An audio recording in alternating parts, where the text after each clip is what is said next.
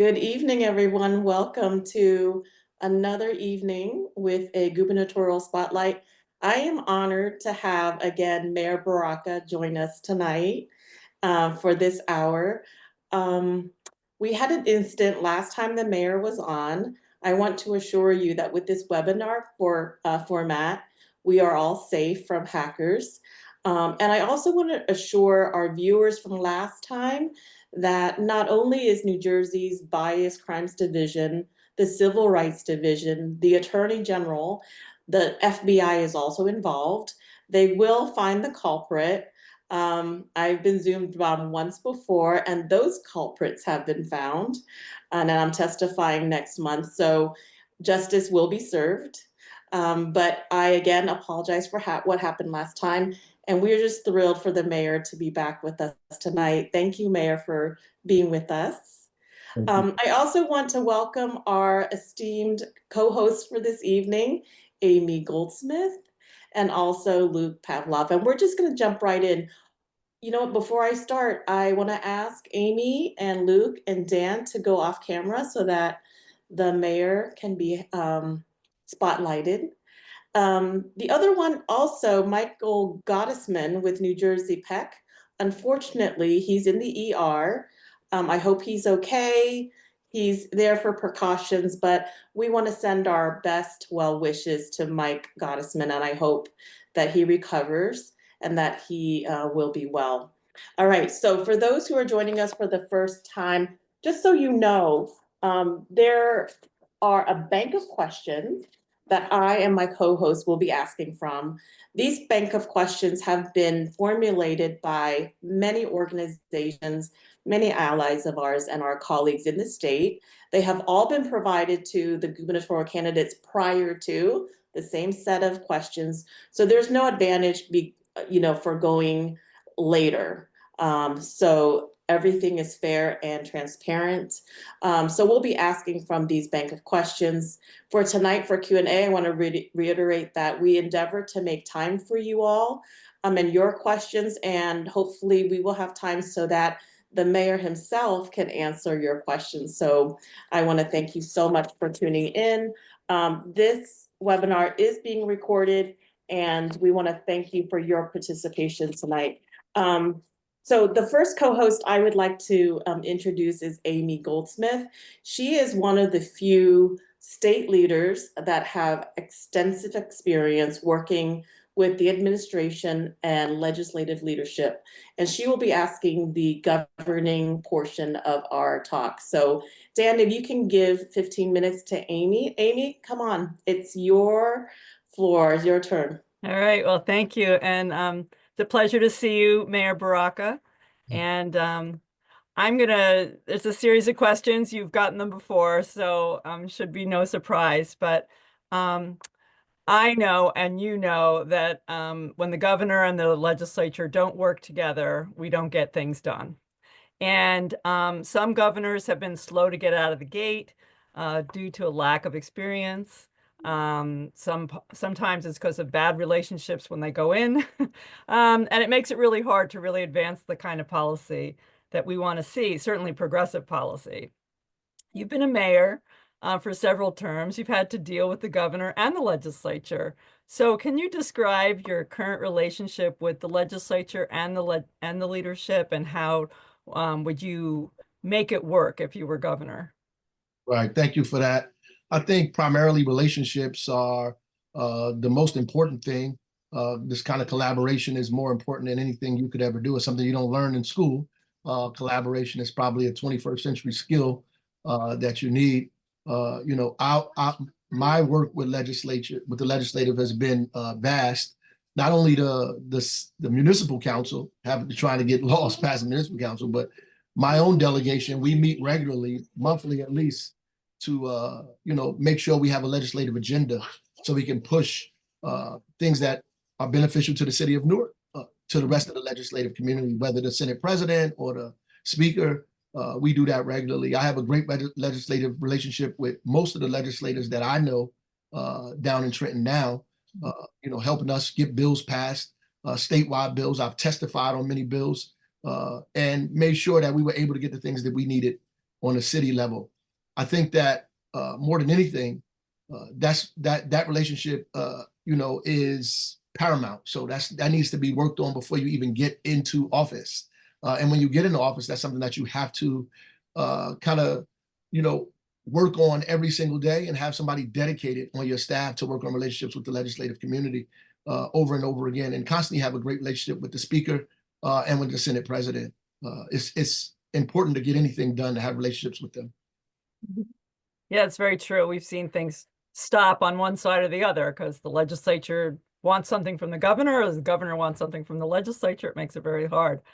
I know from my own experience that appointments are really key to policy making, and the governor has a tremendous amount of power to make those appointments because it moves policy, it moves funding, ensures implementation, of the mission of the governor. And I have to be honest, Governor Murphy has been notoriously slow with his appointments. Many governors have been more focused on political appointments than they have been on substantive appointments. So what is your vision for staffing your cabinet members, your policy people, heads of agencies and commissions? How are you going to make that happen? First, I think you need a real transition team. I think people do this in a kind of symbolic way, just as a matter of pomp and circumstance. We had a real transition team. Transition team really kind of hones in on policy and some of the things you want to do immediately, and also some of the folks that you need in order to get those things accomplished, get your goals done. And that's important. That helps us with cabinet and cabinet level positions and making sure that they're diverse as possible, diverse around nationality, around gender, and also around specifically where they work and where you got them from. I think we also need a committee to deal with the appointments. There's so many appointments. I mean, the governor is probably it is the most powerful governor in the country because of all these appointments and boards and commissions. And we have to have somebody dedicated to that immediately, an individual in a group that's dedicated to finding the most talented people that are specialized in specific skills to be on these boards, and not just political appointments, and making sure it's diverse in where they work and job and professional, what their profession is, but also in nationality, zip code, where we're at in the state. So as diverse as possible, and making sure that all voices are represented across the state, or as many as possibly can. But it needs to be a board that does that. And I don't think the governor can do that alone. And I know this is a question that wasn't on your list, but do you have any positions or appointments that you're really keen on filling fast or prioritizing? And any thoughts about what agency the lieutenant governor would take on, since that seems to be a rotating place? Oh, that would depend. Have you thought about it? Yeah, I have thought of it. That would depend, but I don't play one. Win one game before I play the next one. But Yeah. I mean, lieutenant governor depends on who it is. Like whoever the lieutenant governor is will determine what I think, or that person should be at, or where they should be best served. But ultimately, I have not thought about which department is the immediate one that I want. I know the most important now is the AG more than anything, right? Because of our fight with Donald Trump and what's happening around the country. I think that's probably the most important person to have there. And I think Matt Placken is doing an awesome job. In fact, but I really wish it was an elected position. I think it would be better served if it was. But somebody like Matt Placken, or somebody that's willing to go to the length that he's going to defend the state, is incredibly important, particularly now. And where we see things going. Yeah, that's so true. And I appreciate your saying that. What would you say is you're sort of relaying a little bit of what your vision and agenda for New Jersey is, but Governor Murphy had his motto. You don't have to have a motto, but what would you say is your vision and agenda for New Jersey? Oh, I think more than anything, we have to make our economy as inclusive as possible. Particularly now, we have to double down on that because we don't know what's going to happen on the federal side. We have to grow our economy and make it as inclusive as possible. That deals with equity. It deals with diversity. It also deals with making things affordable in this state, like lowering healthcare costs, lowering insurance costs, capping rents, and making sure more people have access to the middle class, and giving them opportunity for home ownership, building affordable housing. All of those things are important to me. So I would say overall, that would be an inclusive economy, an economy that is grown based on the state's strength, which I believe is diversity.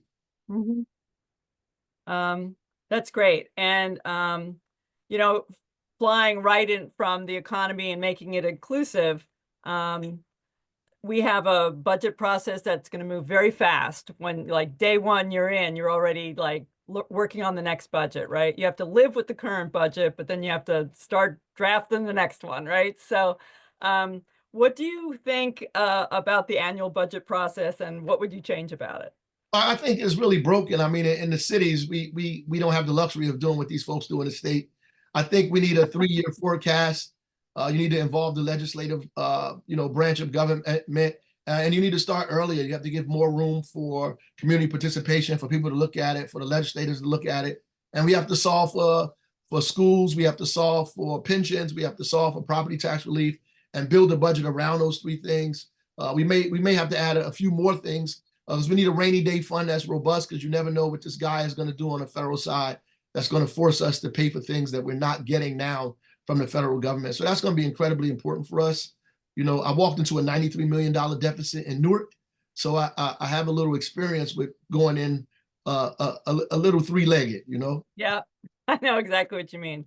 So, what did you like about the Murphy administration? What would you keep, and what do you think are the shortcomings and things you would do differently? Oh, I thought that he was pretty much progressive, especially the first term. The minimum wage. He, provided licenses for folks that are undocumented. He allowed people to vote who were formerly incarcerated, earn sick leave, all of those paid sick leave. He did all of those things. Fully funded the schools, fully funded the pension.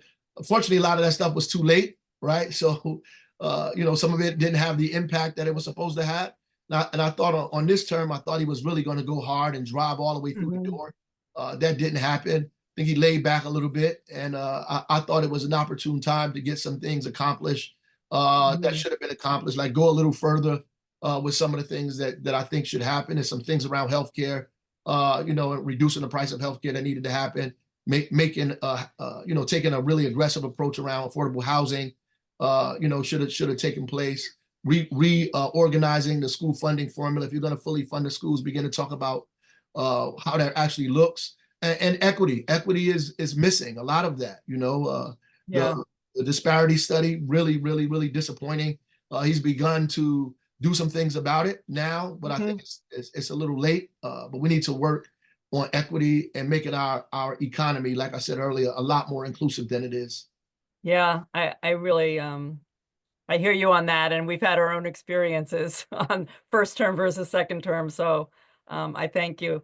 I thank you also on being the front line, and when you were out there at Delaney Hall or around the detention center.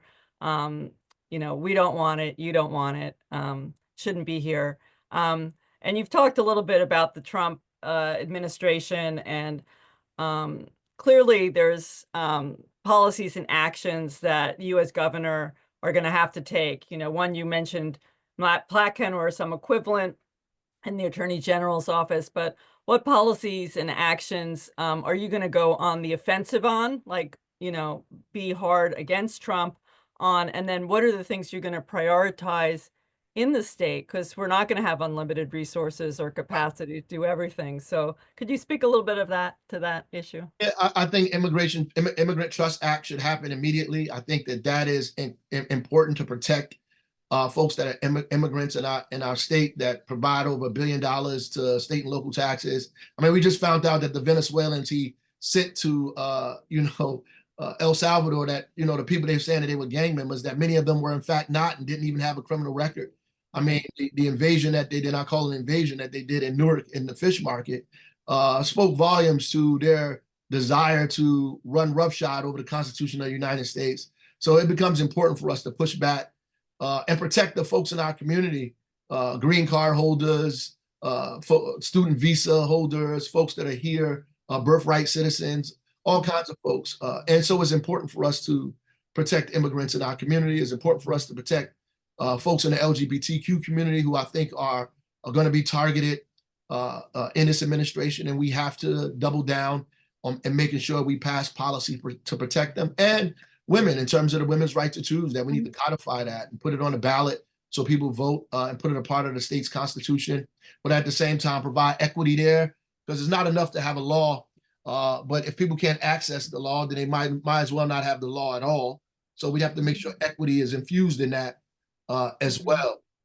That's important. And priority wise, I think we need to begin investing in our economy. And this is an opportunity to do the things that people were afraid to do, like repealing the Christie tax cuts, like making sure millionaires pay their fair share, bringing back $15 billion that we gave away to the super wealthy in the state under Republicans and Democrats, by the way, changing the tax code to make the wealthy, to balance what they pay. That is not, they don't pay less than folks that are making less than them. That we do that immediately because we need as much revenue or cash in our budget as we possibly can. We need that, and we need it immediately, and we need to invest. I mean, when I say invest in small businesses, invest in workforce development, invest in infrastructure, invest in people, because some people think that logically when the economy is under attack, that you hold your money. And that's the way to make things worse. You have to feed the people who actually feed the economy. And giving it to millionaires only means that you won't get the money in the economy to go to IRAs and tax shelters. Right. So we need to give it to people who are going to spend it. Yeah, no, it's right. I think there is a question in the Q&A. Wynn, I'm not sure exactly which question you wanted. So do you want to speak to it? Oh, the first one that has that falls right into your last question from Barbara Velasquez. Can you see it? Yes, I can. Go for it. So it says, how do you intend to protect New Jersey from fascist and autocratic policies coming out of Washington? Right. That's a great question. That's a simple one. Go for it. Right. You have to tell them, get out, no, right? But at the end of the day, we have to stand on democratic values. And people always ask, they pass this question around, how you're going to work with Donald Trump. And, there's a politically correct answer to that. And the problem is that people are using conventional wisdom, but these are not conventional times, right?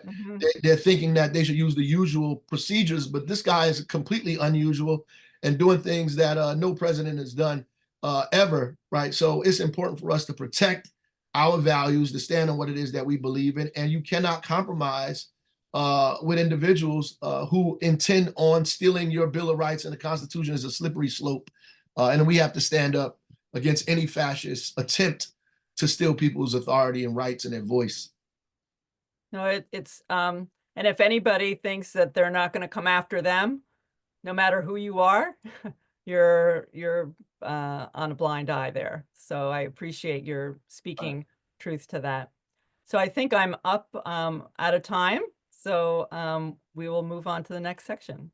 Thank you so much, Mayor. I appreciate all your comments. Thank you. Thanks so much, Amy. So appreciate it. Your last answer flows right into the democracy questions, and that is the next 10 minutes that we will have together. So in recent years, New Jersey passed laws weakening transparency and open government.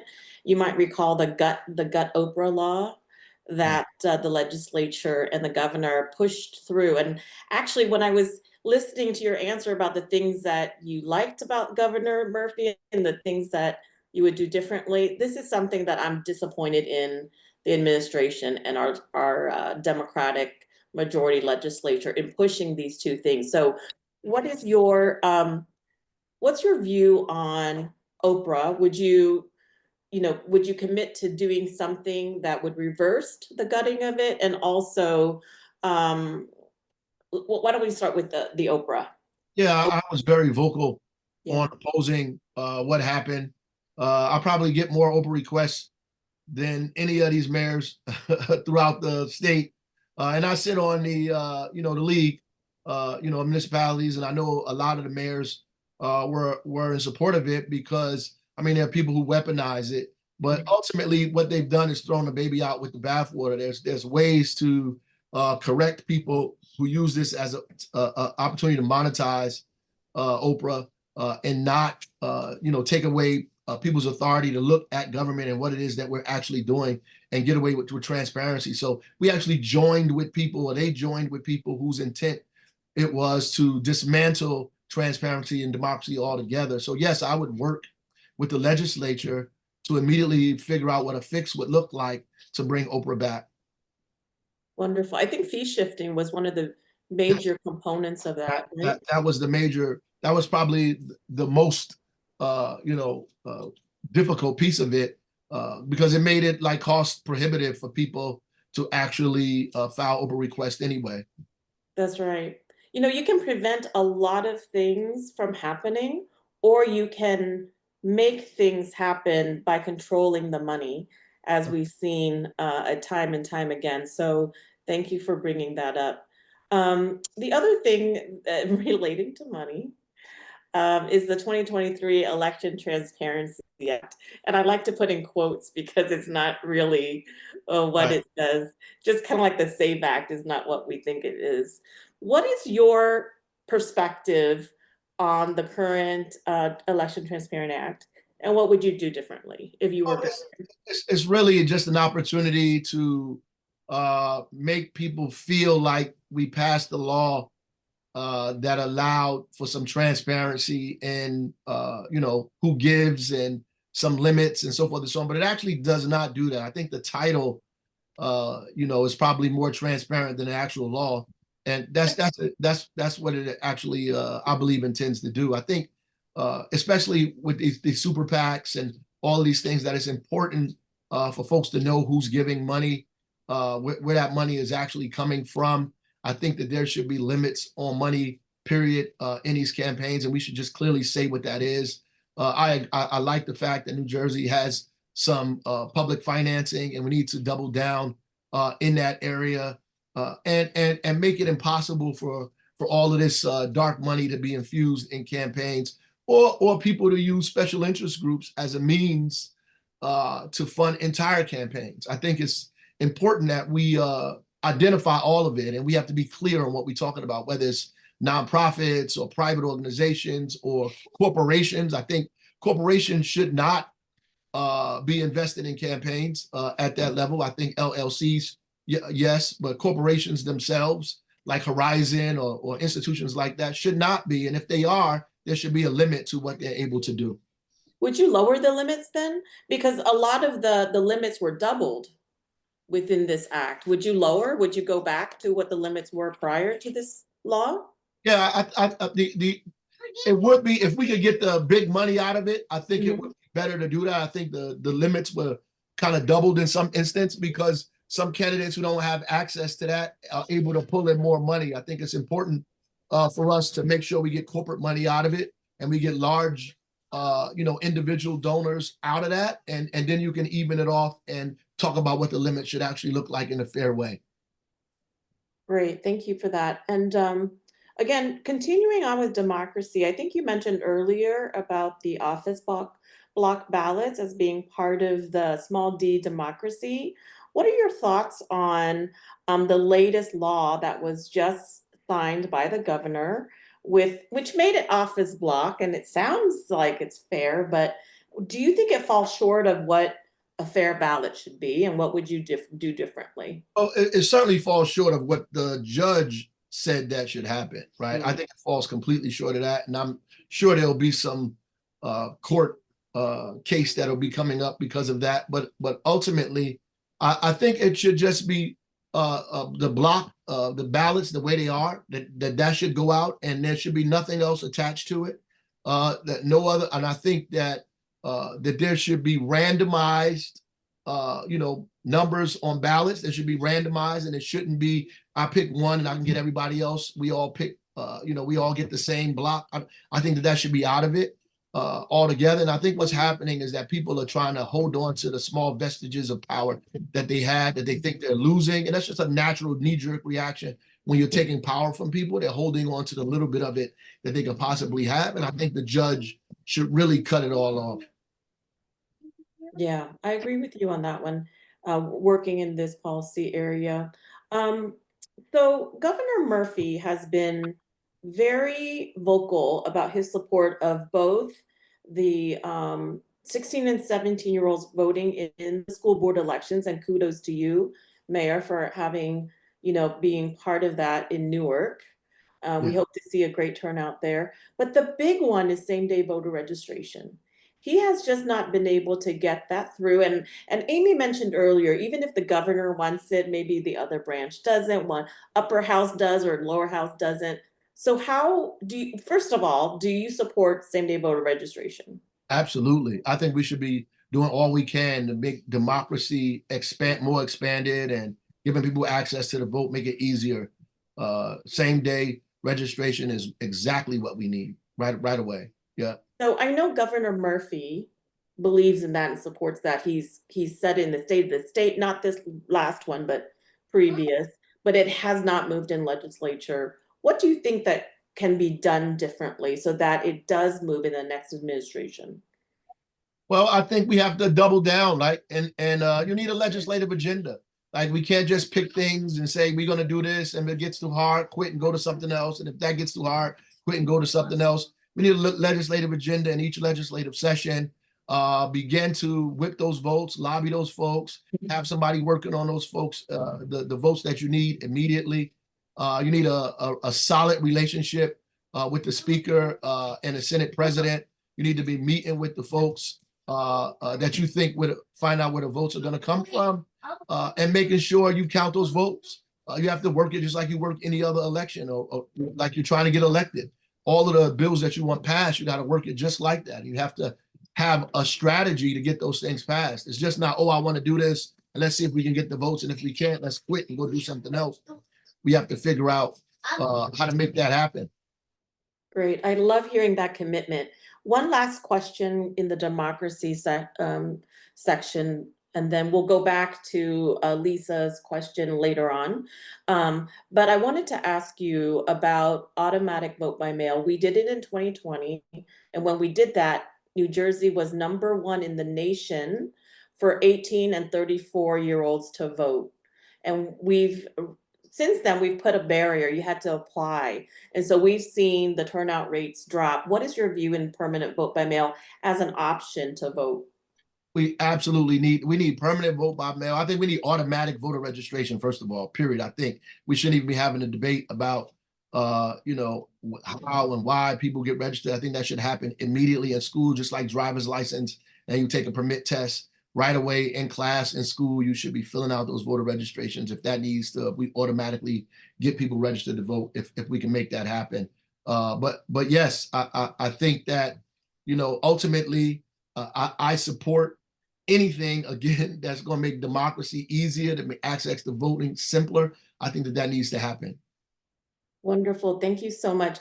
Lisa, I see your question in Q&A. We will get to you on that.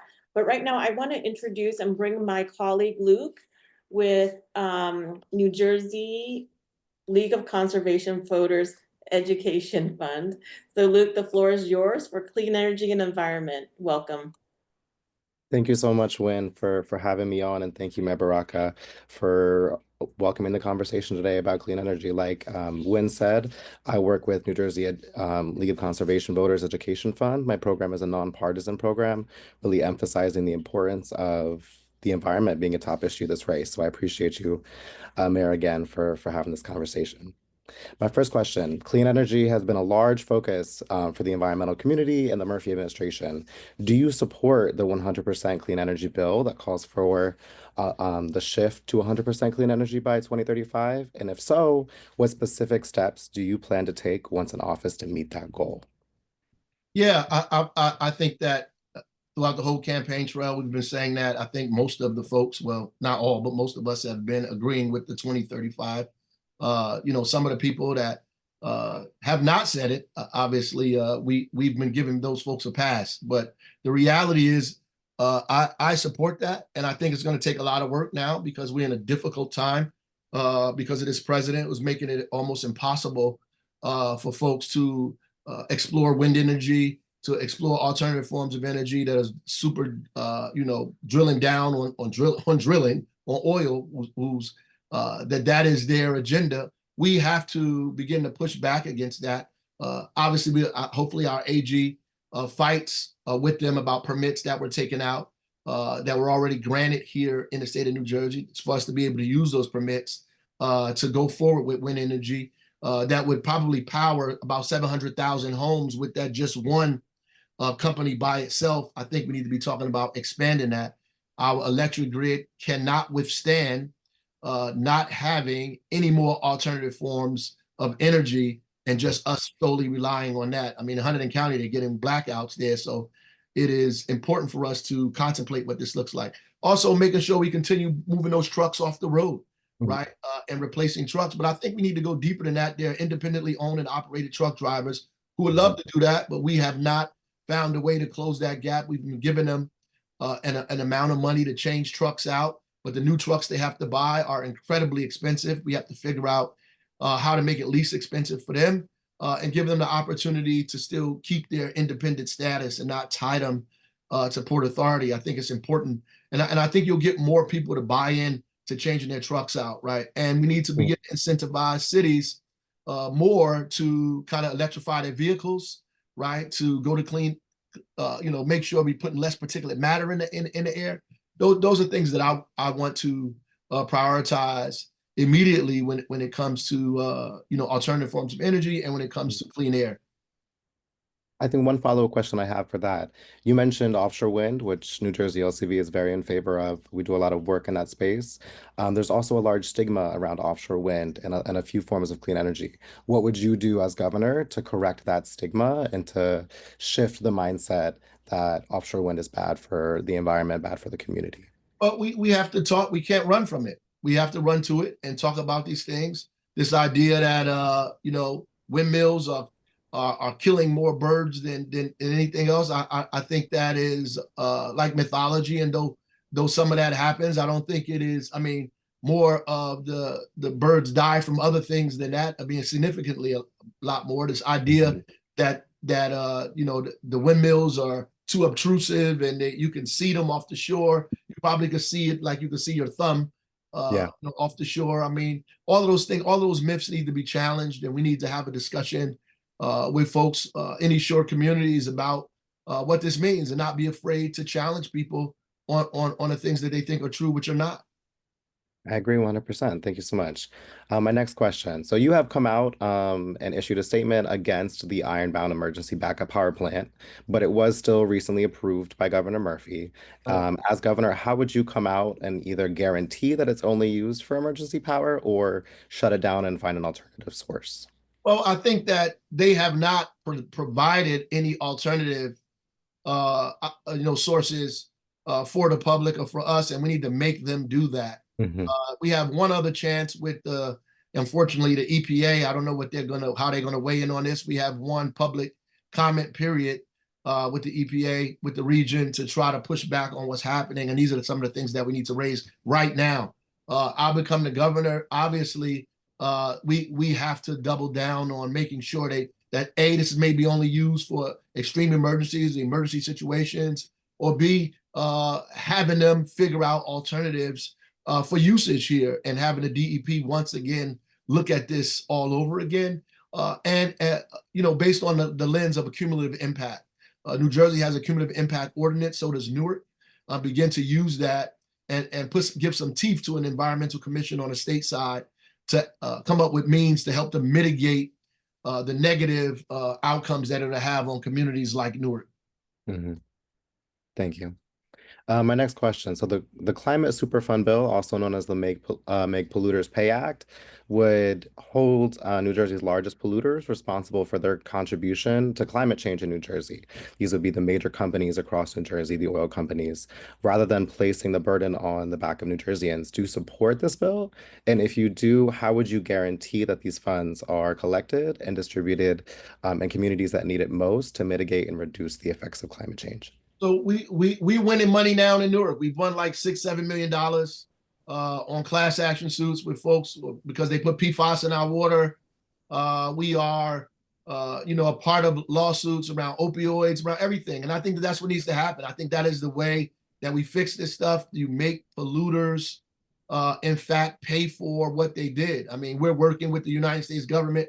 We were doing with the Biden administration. We're getting all the polluters who polluted the Passaic to begin cleaning it up. So we are a part of that. And I think on the state side, as the governor, it is just more of the same. That's exactly what we need to do. And we need a dedicated fund that this money goes into, that is used particularly in communities where there's a overburden of pollution in the air, in the water, in the land that we use to mitigate these things, or help communities out who have suffered from them the most.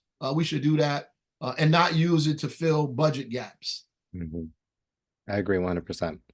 My next question. So earlier this year, the New Jersey BPU approved a rate hike of roughly $25 every month for residents' electric bills. Because of this increase, because of a historic increase in auction prices from our regional electric grid provider, PJM. PJM has consistently had some of the worst ratings across the country. As governor, how would you change the way our regional electric grid does business? Well, I mean, I really don't understand what's happening with the BPU. All right, it's like I don't know who's on that board or what their intentions or background or where they come from, and that's part of why the former question is very, very important. The people that are sitting on these boards, like it is ridiculous to allow these people to raise people's rates this high, this fast, without any real serious explanation for any of the things that they're doing, and without an improvement of delivery of service, right? This is, and I think these folks have a monopoly because there are no alternative forms of energy. All of this stuff is a part and parcel of the same problem. If we had alternative forms of energy and forced these people to invest in alternative forms of energy, then we wouldn't have this kind of monopoly that we're witnessing now, where these people are raising our rates ad nauseum. And so it needs to be done. We need oversight, real oversight of all of these, these companies, to make sure that the same thing we need to do with hospitals, we need to do with these energy delivery companies right away, to begin to look at their benchmarking, their spending, capping their prices. All these things needs to happen immediately, or working class families are going to suffer over and over and over again, while millionaires make millions and millions of dollars in profit. I agree. Tied to that, part of some of the reasoning for the energy shifts and different things are AI data centers across the country. Some are in Virginia. There's talks of bringing some to New Jersey. Do you support that? How would you provide, as governor, increased power to those data centers? How would that affect local New Jerseyans' rate prices? Yeah, well, that's on its face is a problem, because we're already talking about these rate hikes that are unreasonable. It will double those rate hikes in this state. Do we need AI? Absolutely. We need to we need to create places in the state where we're incubating technology, where we're creating technology companies, hard tech, soft tech. We need those things in New Jersey. We obviously do. But we need to think about alternative forms of power and energy to do these things. And I think if we had a discussion based on economics and alternative forms of energy, we can win more people into our discussion about expanding what our energy consumption looks like, and the alternative forms of energy that we access in this state and in this country. We have to look at these things not just as clean energy, and I agree with it in terms of that as social good. We also need to begin looking at this as a part of the economic sustainability of people's households and our economy as a whole. Of course. Thank you so much, Mayor. My next question. As governor, how would you guarantee long-term dedicated funding for the New Jersey Transit? Tied to that, how would you prioritize the electrification and expansion of the New Jersey Transit across the state to ensure more reliable, equitable transit, both in North Jersey and in South Jersey, where there's been a historic less amount of public transit? So miraculously, the corporate business tax, the money that was raised from the corporate business tax, is actually the amount of money we needed to fund New Jersey Transit. It raised about $1 billion, and that's about what it took to fund the operating costs of New Jersey Transit. And I think that the work to change that was wrong, and that we should go back to what that is and make that the dedicated funding source for New Jersey Transit. Right, what was happening is that we were using capital funding to fund operating costs of New Jersey Transit. We were paying people's salaries and healthcare with capital funding. The problem is, if you use the capital funding, then you don't have any money to expand, or you don't have money to grow And the irony is, if when you grow New Jersey Transit, you obviously logically will get more ridership, and more ridership you get, the more revenue you get that you can fund New Jersey Transit with. At this present moment, we need all of that money to fund New Jersey Transit. If we expand and get more money, then maybe we can reduce the amount of money we use the corporate business tax for in New Jersey Transit specifically. But yes, I think we need to expand the Hudson Bergen Rail. We need to be talking about more bus lanes and bus transport. Atlantic City to Newark, Newark to Atlantic City. We need to be talking about Glassboro to Camden, what that looks like in terms of busing. Not necessarily a train route, but busing definitely. And we need to be talking about expanding bus lines to Warren County, Sussex County, train lines up there to connect people to jobs, connect the opportunity to hospitals, to places to get food or supermarkets, all of those things. And to our rural counties that we need to get food into communities that are food deserts. And so we need to expand New Jersey Transit completely. And I like the moves that Chris Calori is making right away. He's already begun talking about investing money in Camden trains and Newark train station and figuring out what expansion looks like. And that's exactly what we need at New Jersey Transit. That's great to hear. So I'm going to squeeze in. We only have a couple more minutes left of this section, but I'm going to try to squeeze in a couple more questions. So I just ask for, I'm going to ask the question briefly if you could give a brief answer. But the next question, do you oppose the New Jersey the New Jersey Turnpike expansion in Hudson County? It's projected to cost about $4 billion and would expand the lanes leading to the Holland Tunnel without actually making any expansion or changing the Holland Tunnel at all. Yes, it also includes the Newark Bay Bridge too, by the way. So we oppose that. There go our capital funding right there. We stop doing that, take that money, use it for capital funding, expand New Jersey Transit, expand bus lanes. That's the money right there. I'm glad to hear you. I'm glad to hear you agree about the expansion of the New Jersey Transit. My last question is going to be actually from someone in the audience, from Monica Scott. She says, how will you convince the 23,000 Democrats in Warren County that you care about them and their disappearing land turned into warehouses and all the pollution and traffic that comes with it? And what is your general stance on warehouses and the effects to the climate? Well, I think we need a moratorium on these warehouses right now. And I think people are building warehouses without, or at least identifying in the state where they can be built, and that people need to. So right now they're just building warehouses, trying to attract a person to come in there, a person to or a company to come in right away. It's not the company coming and you building a warehouse to support the company. It's the actual reverse. And so we need to slow that down immediately. I agree that communities need open space. Any space that's available, I think housing needs to go there. Housing next to transit and open space. That's exactly what we need to be talking about. Transit villages, an opportunity to create transit, create access to communities, to the commercial corridors, to supermarkets, as I said, to jobs. That's what we should be creating. And that's how we should be planning, using our zoning ordinances and our urban planning around that. Absolutely. And warehouses, we should lay back on developing more warehouses. Of course. So that was the rest of our clean energy questions. I'll go ahead and turn it back over to Wynn. Thank you so much. Thank you so much, Luke, for that. And thank you, Monica, for your excellent question. So I am back. I'm taking the place of Mike Gottesman, who cannot be here tonight. And Dan, if you can put 10 minutes on the clock for the schools and education question, that would be great. We're going to jump right in. So, Mayor, I'm really, it really bothers me a great deal that we're such a segregated state. We're actually one of the most, known for a blue state, we're actually one of the most segregated states in the nation. And in fact, for New Jersey, as far as schools are concerned, we're ranked for Latinos seventh in the nation as far as segregation, and then for Black students, sixth. Right. So what is your view on this, and what actions will you commit to specifically to taking to improve the integration of our schools? Right. Well, I live in Essex County is probably the most segregated county in the state. There's some counties in New Jersey that are more segregated than counties in Alabama. Essex County is one of them. The reality is the schools are segregated because the cities are segregated. The housing is segregated, Mhm. and that's a problem. And the New Jersey Constitution speaks directly against segregation, and we need to reverse that.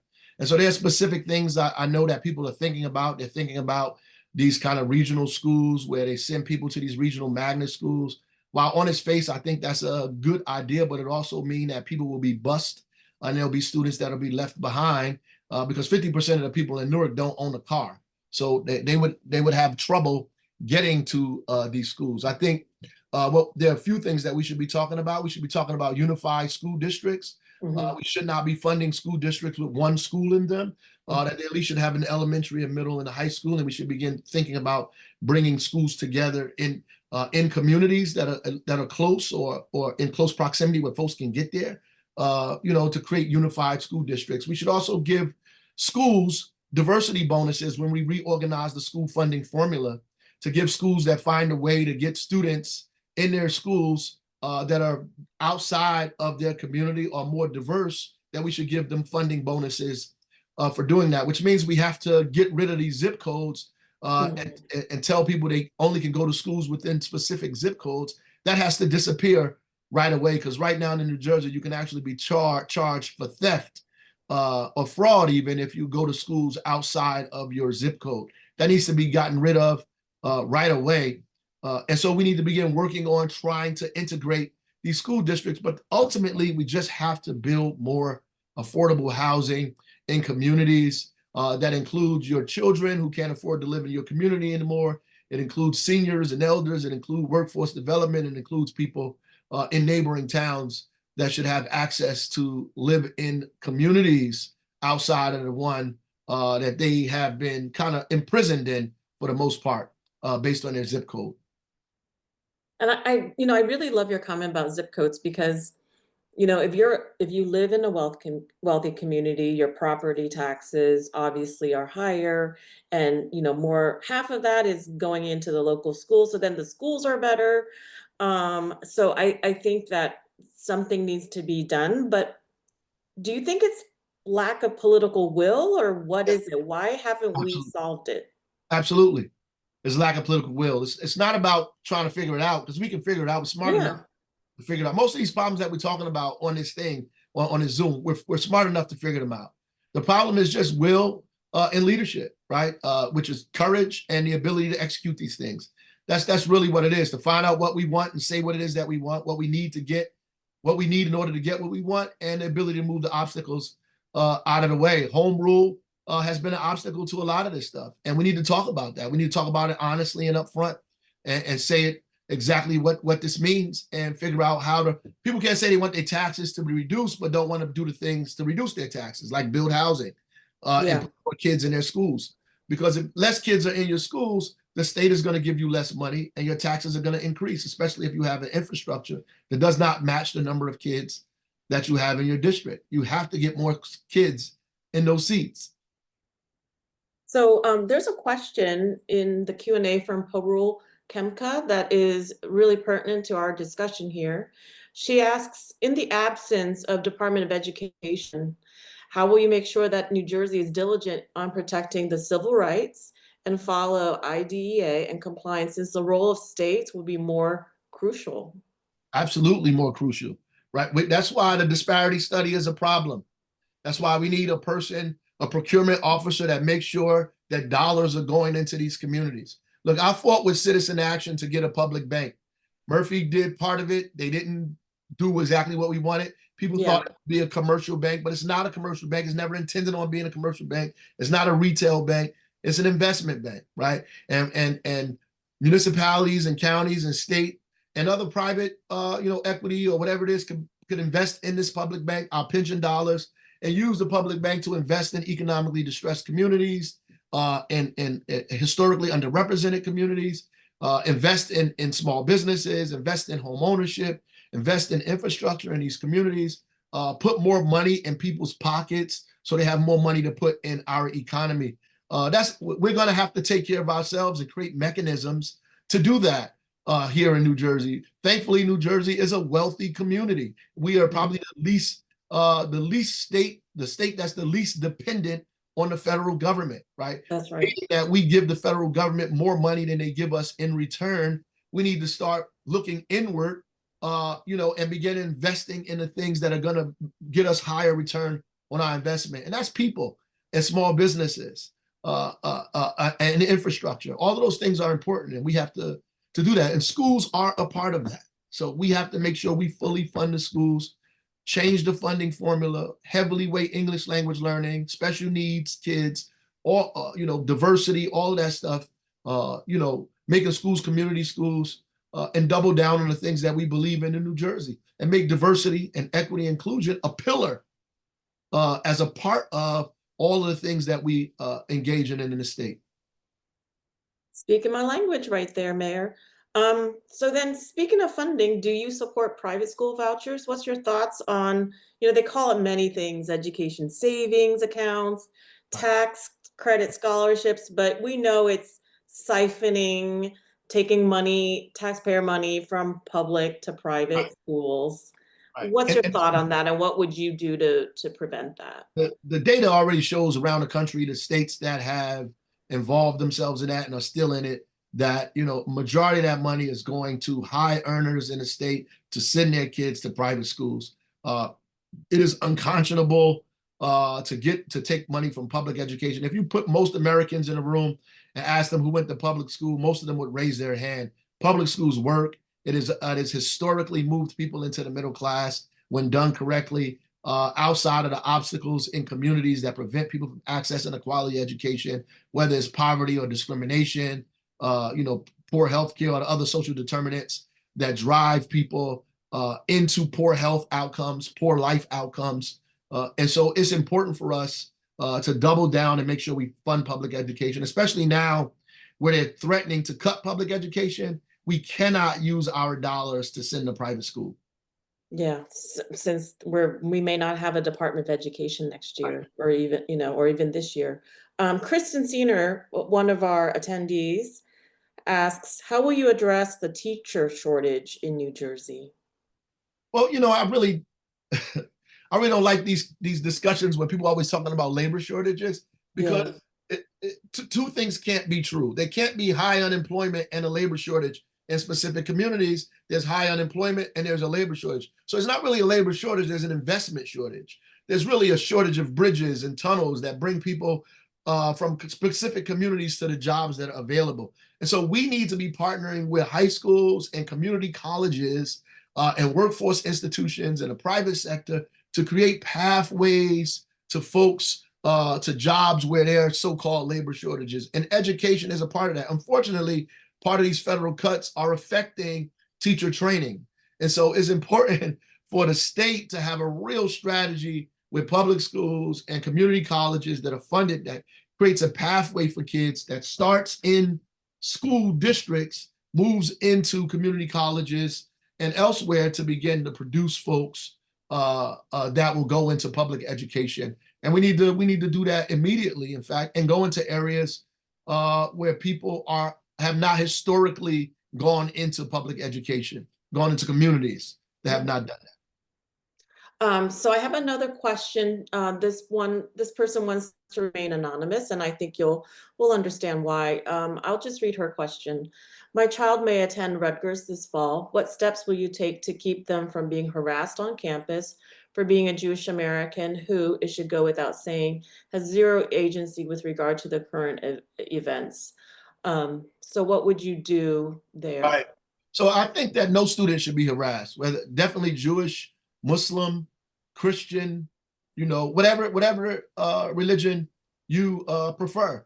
And right now we see a rise in anti-Semitism and a rise in Islamophobia based on what we see going on in the world and in this country specifically. And unfortunately, people are fanning the flames of that. And so we need to, when any anti-Semitic act, people need to be held accountable for that. Just like that happened on this Zoom.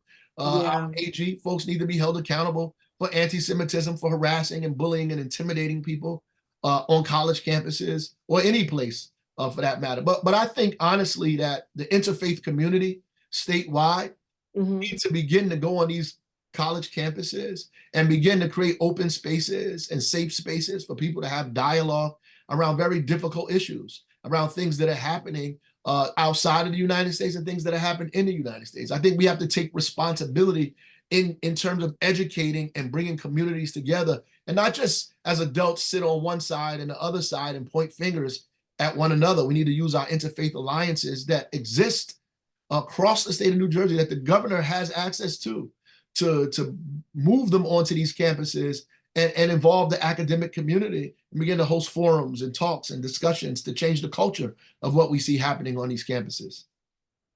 Thank you. So we have time for 2 more questions. It's going to be off of the 4 policy areas that we focused on, but there's one question that is asked every time we have these gubernatorial spotlights, and it's regarding the black bear hunt and Governor Murphy's failure to ban it.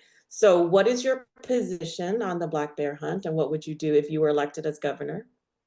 Yeah, so I don't think that we solved the problem by putting guns in people's hands and making them just go around and shoot animals arbitrarily. Same thing is happening with deer. Like there are deer. I've been to communities in Warren County where deer are overrunning people's communities. That's because we're gating communities up and we're building on where deer usually naturally feed, and so they're running on people's property. And the only explanation or answer that the state has been giving people is giving them the right to hire people to come and shoot these deer. I think that is kind of barbaric, and then we're smart enough to kind of figure out ways to reduce, the number of deer that are on people's property or getting into accidents, or bear that are dangerous, that are attacking people in our community. We need to use the data to find out where this is happening, why it's happening, how much this is happening, and to begin figuring out a more humane way to deal with this. Right? Just putting guns in people's hands is not the answer. But you commit into looking into that. 100%, absolutely. Got it. And one last question. Will you commit to fully funding the pension? Yes, and not because I get the pension myself eventually one day. I was an educator for 23 years, so I will get that one day, hopefully, right? And so, it should be fully funded. Look, people spend a lot of money and time and energy in their careers, and I think it should be fully funded. I'm glad that Murphy fully funded it. Again, that was one of the ones that was late. Christie got rid of the cost of living increases. We have to figure out a way to try to even bring that back because it becomes less and less worth anything as prices go up and you get a pension that does not reflect the cost of living. Wonderful. So our time is up. Our hour with this wonderful mayor is up. Mayor Baraka, I cannot tell you how much we appreciate you spending time. We know that campaign is hard. You're up from crack of dawn to late at night, as you are tonight. So on behalf of our state group of about 21,000, mostly seniors, we're the ones out there holding the signs at Tesla takedowns and the rallies. And so we are so appreciative of your time, and thank you so much for coming back again and speaking with us, and good luck on the campaign trail. Thank you so much. Thank you all. God bless. Take care. All right. Good night, everybody. Thank you.